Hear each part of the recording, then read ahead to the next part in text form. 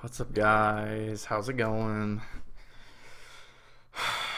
This kind of pisses me off. Oh my god, that was such a good episode. I can't even believe that happened. This is like my biggest fear when I'm recording. So the first thing I do is I'll plug in my camera, my mic. I look. There's a little bar in OBS that shows the audio is working, and then I minimize OBS while I'm recording, and then I record the whole thing, and then I just upload it.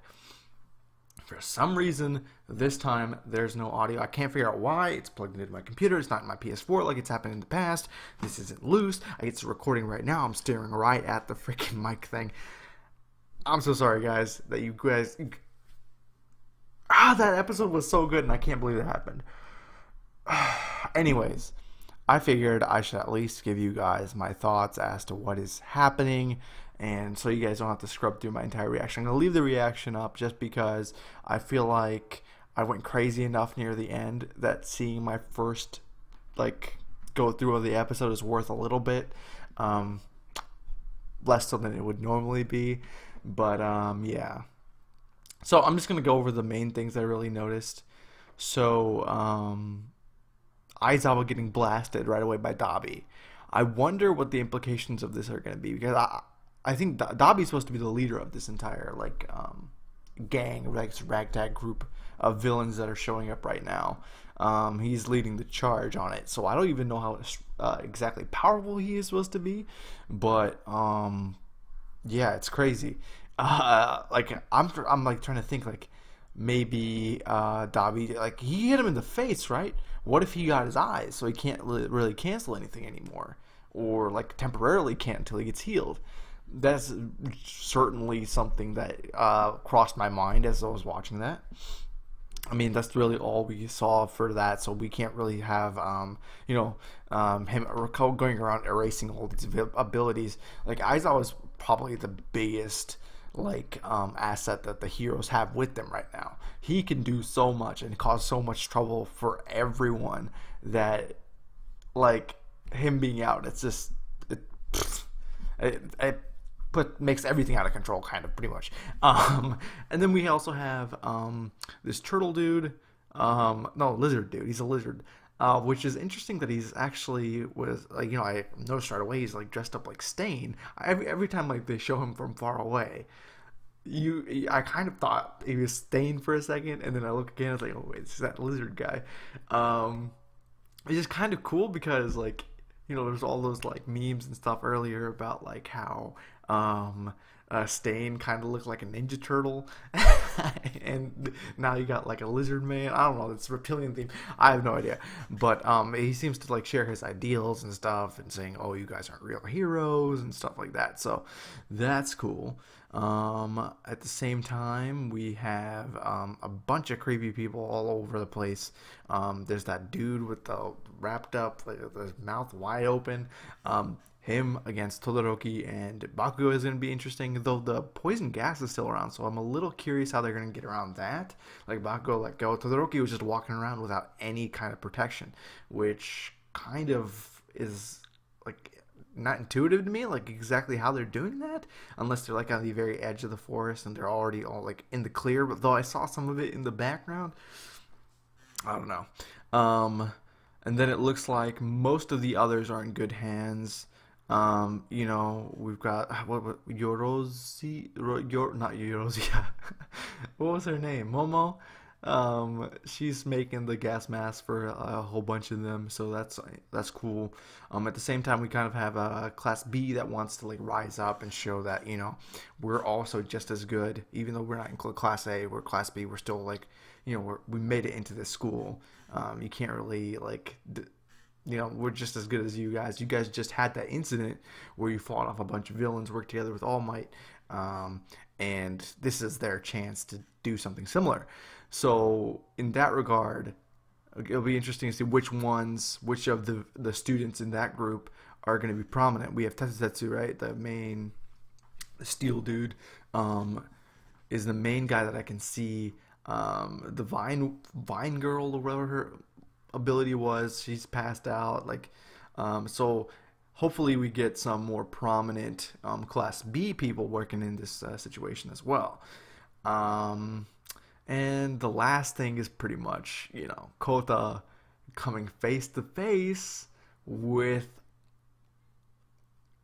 this man. This man's pretty crazy. It's crazy that he ended up face to face with the guy who killed his parents.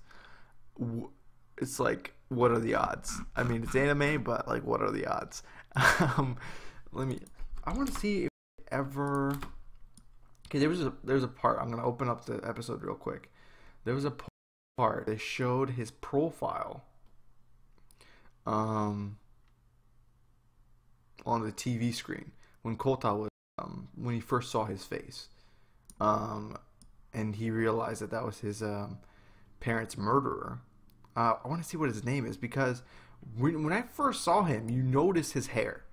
His hair is really, really similar to Bakugo's, and he's looking for Bakugo. I am curious if he's actually related to Bakugo in any way. The suspect's quirk is a simple power-up type. They never say his face. Suspect on the run. Physical features: height around 2 meters, very muscular, quirk is simple power-up, cut on left eye from combat, which his parents gave him. Which I don't know how, like, fire rescue people give him a cut like that. But anyways, that's besides the point. He looks like he could be like Bakugo's like older brother or something like that, or we haven't really seen much of Bakugo's parents, right? What if it's just like dad is a villain? I don't know. I have no idea. I'm just this is all conjecture. I have no idea. So yeah, I mean, Midoriya shows up. He's all alone because he's the only one who knows where Kota went.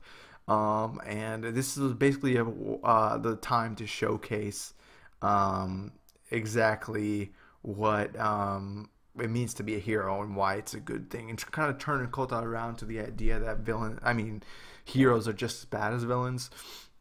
I mean, they're like, they're not smart. There's no reason for what they do. He didn't really believe that he would ever really see someone that would rescue him. And Midoriya, man, he's going to be that way. Had a lot of cool moments right away.